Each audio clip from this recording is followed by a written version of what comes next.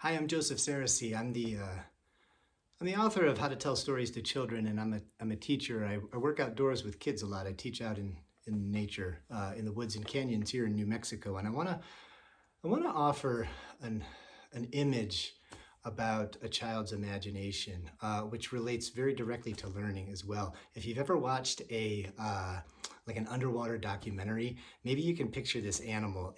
I honestly don't know exactly what it is, or I'm going to pretend not to.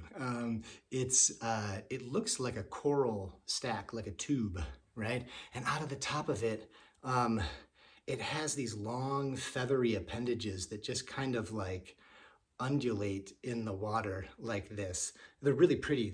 They're like really beautiful. They look like underwater flowers, but they're kind of moving and flowing like this, like feathers. And they're feeding off of little particulates in the ocean that float by, and they're just kind of waving in the currents like this. That's your child's imagination.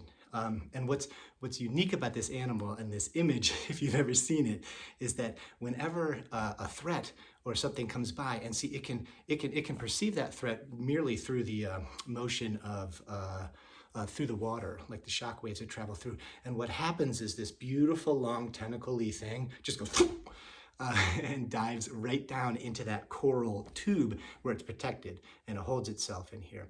And it needs that, right? Because it needs to say safe. And then, after a while, it's kind of like,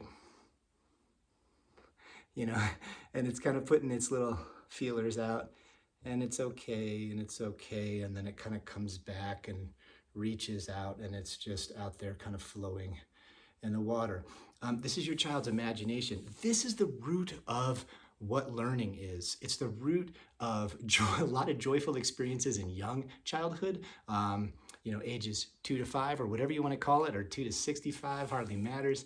But it's also what cultivates like a learning space within our older children and within ourselves. So fostering that imaginative space, keeping it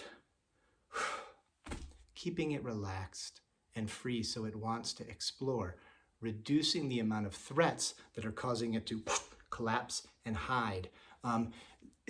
This is a fundamental root at the foundation of joyful child experiences and joyful learning and education.